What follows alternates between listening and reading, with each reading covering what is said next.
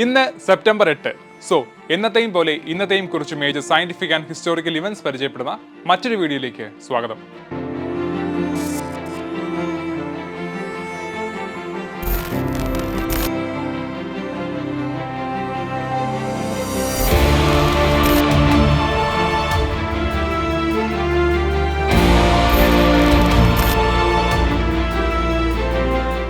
അപ്പോൾ ഇന്നത്തെക്കുറിച്ച് പ്രധാനപ്പെട്ട 3 ഇവന്റ്സ് ആണ് നമ്മൾ പരിചയപ്പെടാൻ പോകുന്നത്.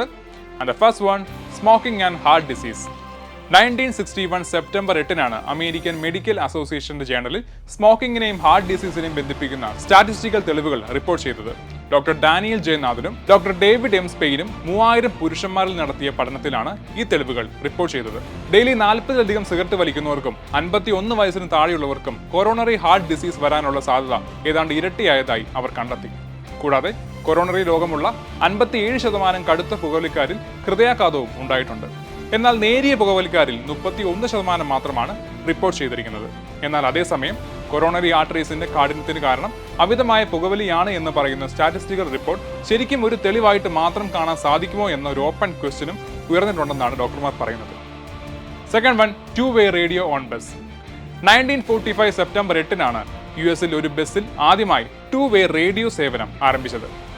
അർണോഡ് ലൈൻസ് എന്ന ബസ് കമ്പനിയാണ് 2 മാസം മുമ്പ് ജൂലൈ 8 2-way റേഡിയോ ഉപയോഗിച്ച് പരീക്ഷണം നടത്തിയിരുന്നത്. പിന്നീട് സർവീസ് ആരംഭിച്ച് 2 മാസത്തിനു ശേഷം നവംബർ 13 ഫെഡറൽ കമ്മ്യൂണിക്കേഷൻസ് കമ്മീഷൻ അതിന്റെ പ്രവർത്തനത്തിന് സ്ഥിരമായ ലൈസൻസ് അനുവദിച്ചു. And the last one, pump handle and cholera epidemic. 1854 September 8 doctor John snow ലണ്ടനിലെ ബ്രോഡ് സ്ട്രീറ്റ് വാട്ടർ പമ്പിന്റെ ഹാൻഡിൽ നീക്കം ചെയ്ത് കോളറയുടെ വ്യാപനം ഫലപ്രദമായി തടഞ്ഞത്.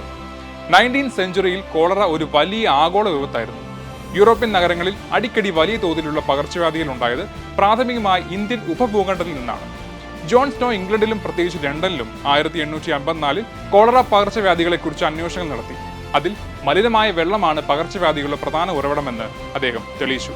ലണ്ടനിലെ സോഹോ ഡിസ്ട്രിക്റ്റിലെ ഒരു പകർച്ചവ്യാധിയെക്കുറിച്ച് അദ്ദേഹം നടത്തിയ സമഗ്രമായ അന്വേഷണത്തിൽ ബ്രോഡ് സ്ട്രീറ്റ് പമ്പിൽ നിന്നുള്ള മലിനമായ വെള്ളമാണ് രോഗത്തിന്റെ ഉറവിടമെന്ന് നിഗമനത്തിലേക്ക് അദ്ദേഹത്തെ നയിച്ചു. അപ്പോൾ തന്നെ പമ്പിന്റെ ഹാൻഡിൽ നീക്കം ചെയ്ത് പകർച്ചവ്യാധി അവസാനിപ്പിക്കുന്നതിലേക്ക് നയിച്ചു. പമ്പ് ഹാൻഡിൽ നീക്കം ചെയ്തതിനു ശേഷം ദിവസങ്ങൾക്കുള്ളിൽ പുതിയ അസുഖങ്ങൾ ഇല്ലാതായി. കിണർ വെള്ളത്തെ മലിനമാക്കിയ മലിനജല മാലിന്യത്തിൽ നിന്നുള്ള റോ പൊല്യൂട്ടർ വാട്ടർ ആണെന്ന് സ്ഥലത്തെ അന്വേഷണത്തിൽ കണ്ടെത്തി.